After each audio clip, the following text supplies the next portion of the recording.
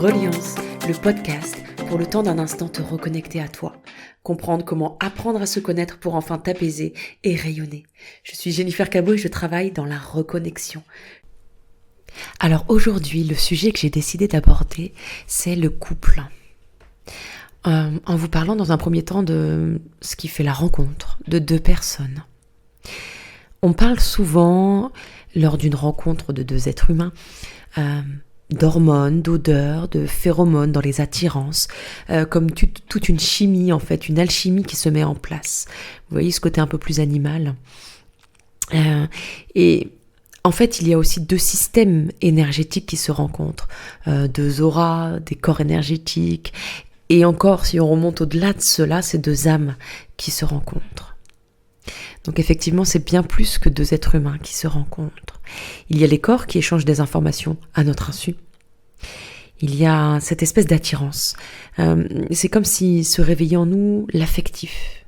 On parle parfois aussi de pic d'adrénaline qui vous met au meilleur de votre forme. Vous savez, lors d'une rencontre où on se sent super joli, ou les gars super en forme. Et en fait, c'est toute une chimie qui se met en place à l'intérieur de notre propre système, de notre corps et de nos énergies qui nous permettent en fait d'être au meilleur de notre forme. Et puis il y a aussi des hormones, comme l'hormone de l'attachement, qui augmentent dans tout notre organisme pour permettre effectivement aussi cette rencontre et cette attirance-là. Et au-delà de tout ça, comme on a vu plus tôt, il y a deux âmes qui se rencontrent. Et dans la rencontre de ces deux âmes-là, il se passe ce qu'on peut appeler la résonance des blessures. C'est comme si on captait inconsciemment chez l'autre nos propres blessures, à conscientiser ou à libérer. Les mêmes blessures ne veut pas dire qu'elles vont se matérialiser de la même manière chez les deux êtres qui se rencontrent. Par exemple, si on parle d'insécurité forte, souvent, alors je dis pas que c'est tout le temps, mais souvent, on a par exemple chez la femme la notion de contrôle, de rigidité. Alors que parfois chez l'homme, on va être quelqu'un qui va être dans l'action, qui va être dans l'accumulation des choses, des activités, des objets, etc. Donc il y a vraiment quelque chose qui se passe au niveau des blessures. C'est comme si deux âmes blessées avaient prévu de se reconnecter pour s'aider à évoluer, à se connaître aussi un peu plus. Ce sont deux âmes donc qui ont choisi de cheminer ensemble sur une période donnée plus ou moins longue et avec plus ou moins de toxicité dans la relation. Je dirais que cette relation comporte une partie toxique qui est souvent là pour nous permettre de comprendre, de conscientiser une blessure qui est là en nous. Et c'est souvent au niveau des couples, des relations karmiques. On s'est vu, on s'est connu dans d'autres espaces et on a choisi de s'incarner ensemble pour s'aider du point de vue de l'âme. Alors j'entends bien que d'entendre que l'autre est là pour m'aider alors qu'en fait il est hyper toxique pour moi, ça paraît un peu absurde. Mais la question est plutôt pourquoi malgré cette toxicité, il y a quelque chose qui est bien plus fort que moi et qu'il est compliqué pour moi de se détacher de l'autre, de son empreinte. Et c'est là qu'on peut souvent parler de lien karmique qui est souvent très très puissant. Lors de la rencontre, c'est comme si il y avait un lien préexistant qui se reconnectait tout de suite. Et comme si énergétiquement, ce lien retranscrit ce qui est resté inachevé, bloqué émotionnellement dans une autre incarnation partagée. Il y a certaines émotions qui sont réactivées, des pensées qui engendrent souvent des comportements que l'on ne comprend pas vraiment. C'est si fort que... si c'est si fort en vous, c'est qu'il y a une blessure. C'est une blessure qui peut être liée à votre enfance, votre adolescence, à votre expérience. Ça peut être lié à du transgénérationnel. Ça peut être lié aussi à des vies antérieures pour ceux qui ont effectivement cette croyance. Parfois, avec la conscientisation, le fait de couper ce lien-là peut suffire à transmuter le lien karmique. Mais bien souvent, il y a aussi à travailler en parallèle sur l'incarnation actuelle. Car, en fait, dans l'incarnation actuelle, il s'est rejoué des événements qui sont venus comme préparer la rencontre karmique. comme préparer l'évolution d'âme prévue. Par exemple, si j'ai un gros travail à faire sur ma relation à l'homme, j'aurai possiblement une relation compliquée avec le père, ou peut-être pas du tout, ou alors un père autoritaire qui vient déjà ancrer une problématique à ce niveau-là. Puis peut-être il va y avoir des événements plus ou moins traumatiques avec des hommes ou des garçons. Et puis cette rencontre avec un homme qui va soit venir réincarner le relationnel compliqué avec l'homme, soit peut-être... ça peut se faire en fait sous différentes formes. Ça peut être une relation avec un homme qui a le profil de papa, ou des hommes toxiques que j'ai déjà côtoyés. Ou à l'inverse, ça peut se positionner d'une autre façon. Ça peut être aussi un homme bon, à l'inverse, qui vient tenter ou jouer sur votre capacité à accepter que votre vision de l'homme que vous aviez jusqu'ici était erronée. Ou du moins juste due à votre propre expérience, à votre propre champ expérimental, mais qui ne représente pas toute la jante masculine dans son intégrité. C'est aussi pourquoi parfois, en tant que femme, on n'accepte pas un homme bon dans notre vie. Alors ça peut être aussi une question de penser que l'on le mérite ou non, mais ça peut être dû à toutes ces choses-là. Donc effectivement, ça peut être pourquoi je le mérite. C'est pas possible, ça n'existe pas, et tôt ou tard, la relation va devenir toxique, ou il va me montrer sa vraie face. Parfois, il est important d'aller aussi investiguer sa vision, ses croyances sur les thèmes bloquants et ou redondants dans sa vie, que ce soit le couple, l'homme, la femme, la sexualité, la parentalité. Je pense qu'il est important déjà dans un premier temps d'aller toucher un peu à la croyance et effectivement la vision que l'on a sur les thèmes qui sont bloquants dans notre vie. Donc effectivement, si tu as une relation qui est hyper toxique dans ta vie, que ce soit dans le couple ou tout dans un autre domaine de ta vie, que ce soit professionnel, amical, familial, si vraiment il y a quelque chose qui est plus fort que toi, que tu n'arrives pas à te sortir de cette relation toxique, va interroger tes croyances, va voir effectivement si du côté karmique il n'y a pas quelque chose de très fort qui te lie à cette personne-là.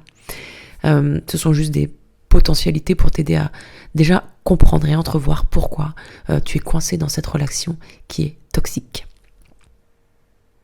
Et une fois que tu as conscientisé et que le lien a pu être rompu, crois-moi que la relation va changer.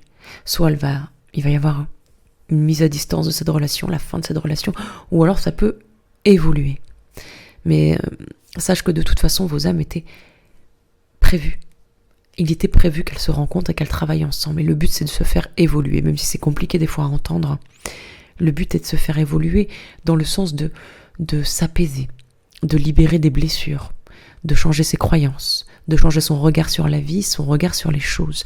Il y a toujours un objectif. Alors l'objectif, on ne le conscientise pas toujours. Et effectivement, il y a des gens qui ne vont pas particulièrement travailler sur qui ils sont, sur leurs croyances, et les choses se dénouent. Parce qu'effectivement, j'ai la croyance aussi qu'il y a des choses dans la vie qui peuvent se dénouer d'elles-mêmes. La vie t'amènera toujours l'expérience pour aller dénouer ce qui te bloque. Maintenant, on y va pas, c'est notre libre arbitre. Faut-il encore avoir conscience que cette expérience-là, elle a pour objectif te libérer, de t'apaiser, etc. Des fois, on est beaucoup aussi dans la lutte contre l'expérience que nous propose la vie, parce que elle est difficile parfois cette expérience, parce qu'elle nous fait peur, et parce qu'on n'y met pas de sens. Alors que parfois il va falloir accepter de vivre ces moments dans la vie qui sont des fois pas agréables, en se disant que de toute façon à un moment donné il y aura un sens. Peut-être pas tout de suite, peut-être que je vais pas le comprendre tout de suite, mais il y a un sens et il y a un objectif. Du coup, pour revenir sur cette rencontre avec l'autre, il y a souvent, alors là on passe à l'étape un petit peu d'après, on apprend à se connaître, etc. Ou alors déjà on est depuis des années dans un couple établi. L'autre, que ce soit dans les couples ou dans toutes les relations que l'on peut avoir, il y a une notion de miroir de soi. Alors on a le miroir qui vient soit en identique, soit en opposition. Et ce miroir, il sert à quoi ? Il sert à comprendre pourquoi tel trait de caractère nous exaspère chez l'autre. Parce que en fait, ce qui va m'exaspérer chez l'autre, c'est que ça vient toucher quelque chose en moi. Qu'est-ce que l'autre vient toucher chez moi? Qu'est-ce qu'il a? Quel trait de caractère? Quelle émotion est dominante chez lui? Pour vous donner un petit peu d'exemple, moi par exemple, je suis une personne qui est plutôt dans le contrôle de la situation, qui avait et qui a toujours de temps en temps une tendance un peu à la rigidité. Alors que mon compagnon est plutôt une personne avec un profil, on va dire, plus artistique, quelqu'un qui est très créatif et qui peut parfois être un peu dispersé.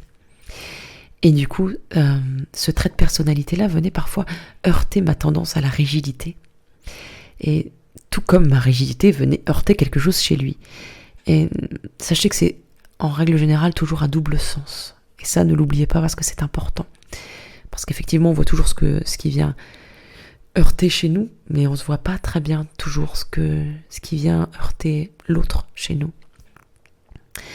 Et pendant longtemps, du coup, dans ma tête, je pouvais me dire qu'il était trop ceci, pas assez cela. Et en fait, avec le recul d'aujourd'hui, je me suis rendu compte ô combien ça me mettait peut-être en insécurité. Que moi, je cadrais, je prévoyais les choses. Et lui, d'une certaine façon, dans ma vision des choses, venait casser un peu mon cadre sécurisant. Et effectivement, maintenant, je le remercie grandement. Car grâce à ces interactions-là, à cette expérience de vie-là, j'apprends et je continue à me dérigidifier. À accueillir l'imprévu, à gérer mieux les galères qui peuvent arriver dans la vie.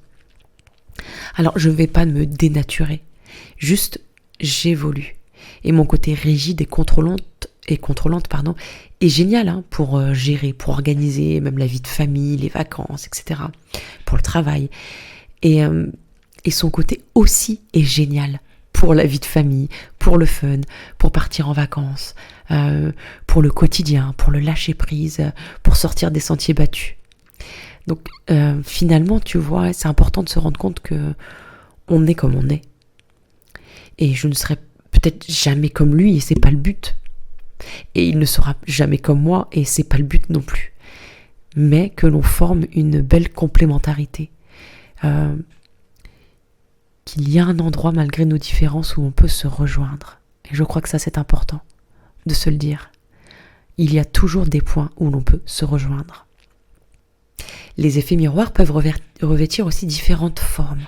On a donc vu dans mon exemple précédent des miroirs opposés qui permettent d'être dans l'acceptation de l'autre et surtout de soi, afin de trouver une forme de point d'équilibre, qui ne sera pas toujours stable, mais qui trouvera une sorte d'état plus harmonieux ou tout au moins plus pacifique. Et il y a aussi des miroirs dans ce que l'on reproche le plus à l'autre, qui vient nous indiquer un état interne chez nous. Par exemple, de reprocher à l'autre d'être dur avec moi, dans ses propos, de ne pas me soutenir. Et il y a fort à parier que cela vient en miroir avec le discours intérieur que vous avez avec vous-même, ou que tu as avec toi-même. Quelque part, l'objectif ici pourrait être de ramener de la douceur dans mon rapport à moi-même, de devenir mon premier supporter.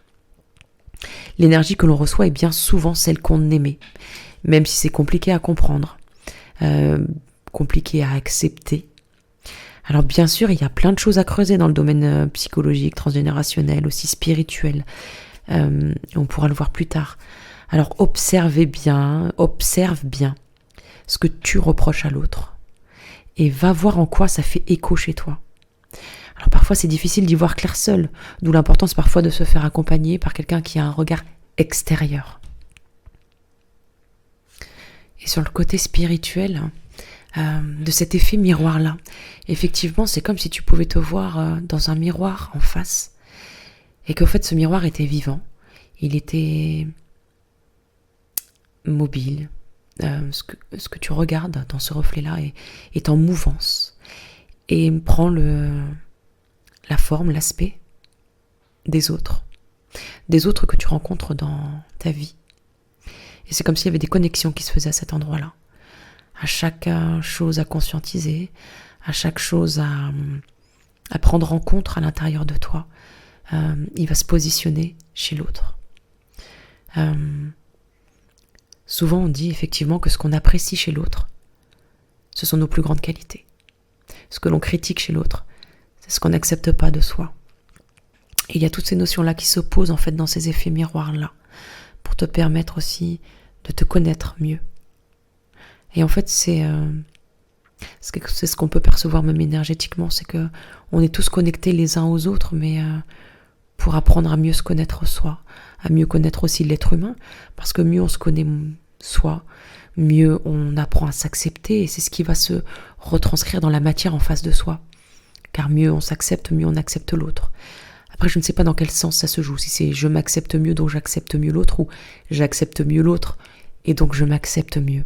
Je ne sais pas dans quel sens va cet effet-là énergétique entre les gens, mais c'est ce qui se passe.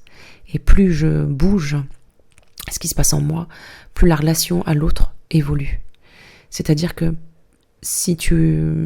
énergétiquement, si on voit deux personnes qui sont en lien toxique, plus je vais bouger des choses chez moi, plus le lien toxique va se déliter, plus la relation va changer, plus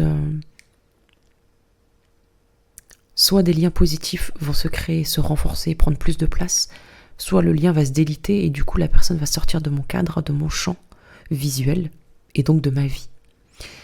C'est vraiment énergétiquement ce qui se passe, ce que je peux en capter en tout cas entre deux personnes sur ces effets miroirs-là. Donc porte vraiment attention aux effets miroirs. Le couple, c'est aussi un endroit de projection des peurs. Le couple, comme toute relation, comme toute interaction, c'est aussi le lieu des projections des peurs de l'un sur l'autre. Inconsciemment, on projette beaucoup nos peurs sur l'autre. C'est aussi très très très vrai dans la parentalité.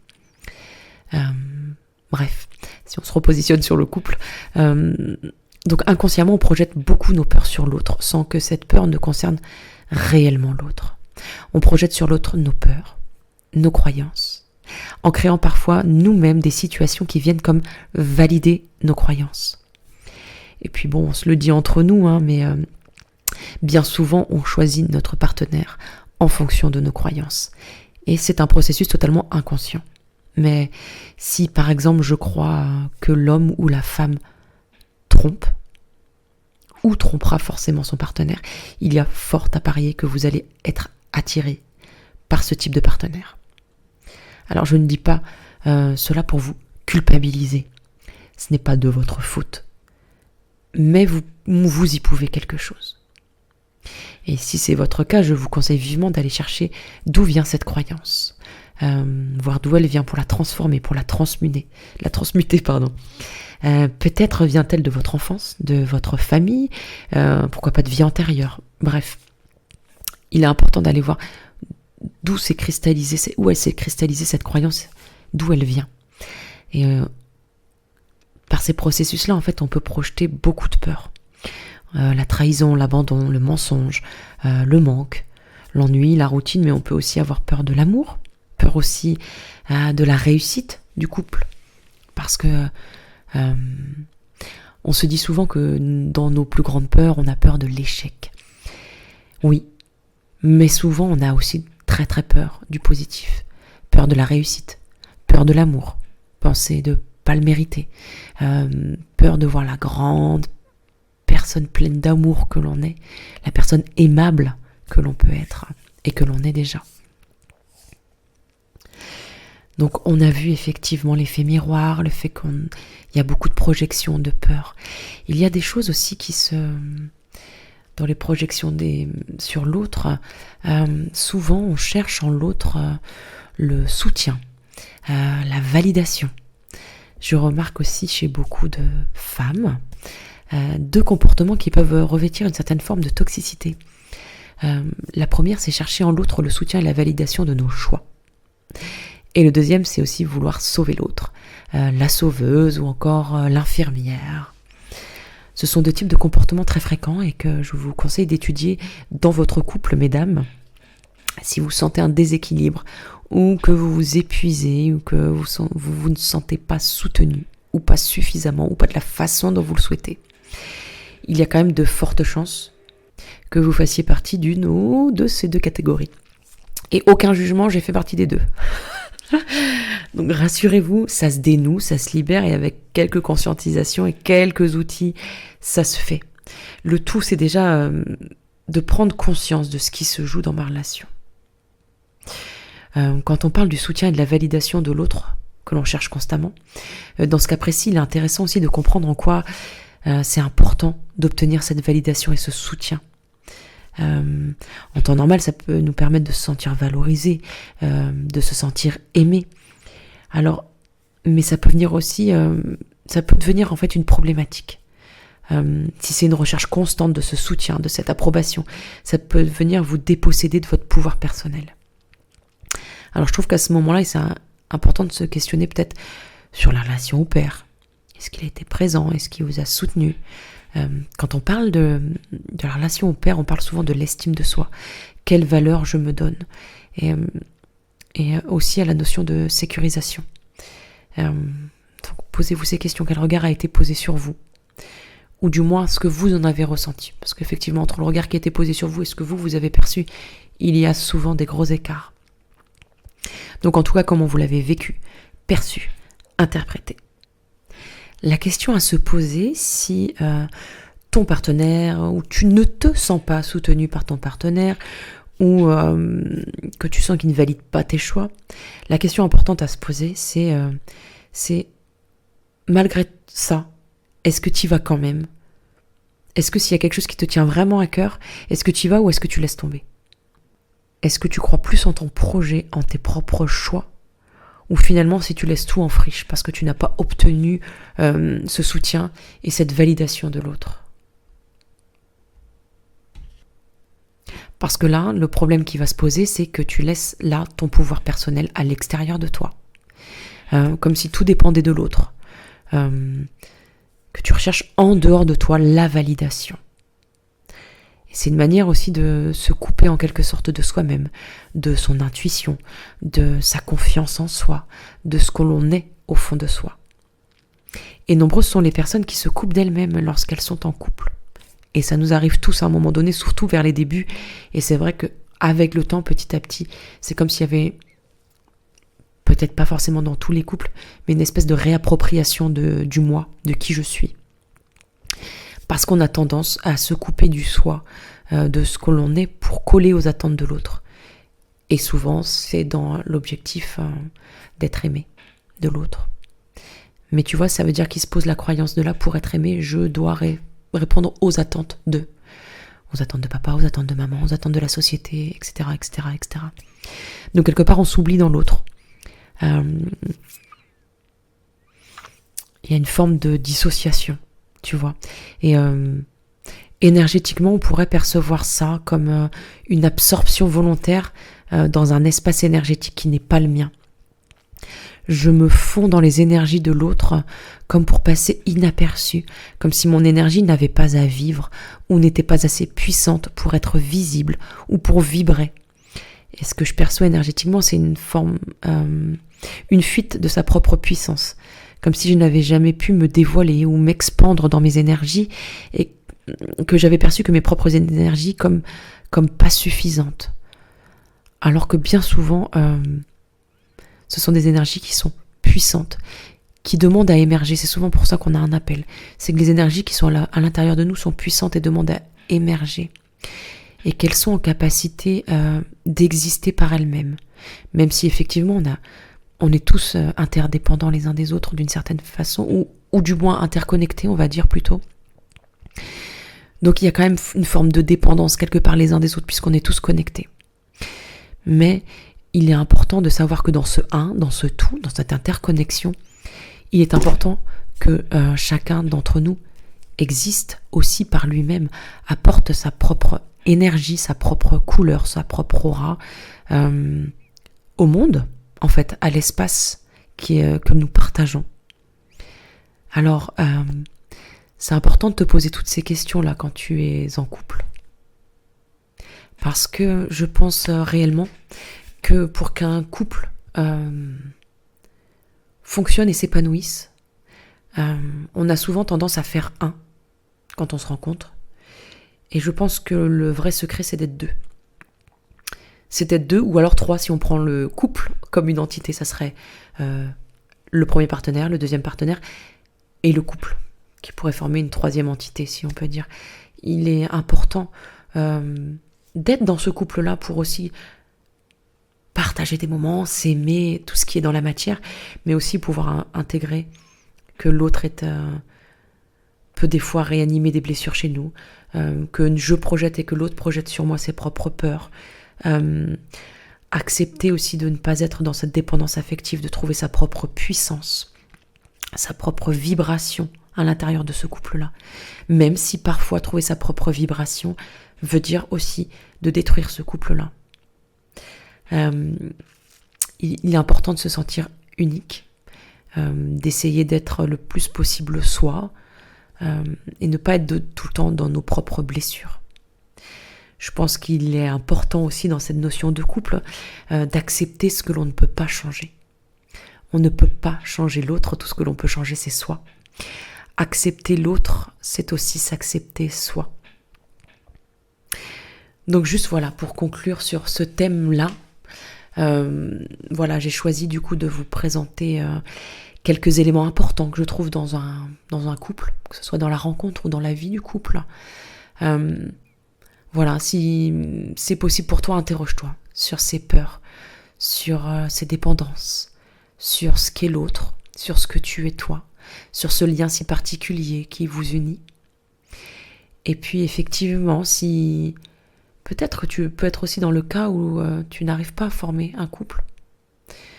Alors, si ce n'est pas un choix, parce que ça peut être tout à fait un choix et être tout à fait juste, mais si ce n'est pas un choix ou que tu le vis mal, interroge-toi quand même aussi sur toutes ces questions-là.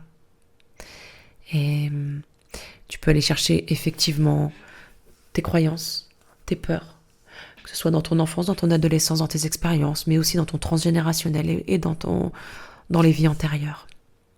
J'espère que cet épisode-là t'aura apporté des éléments de réponse ou tout au moins des questionnements sur toi et sur l'autre. Eh bien, je vous remercie pour votre écoute et je vous dis à bientôt dans un nouvel épisode.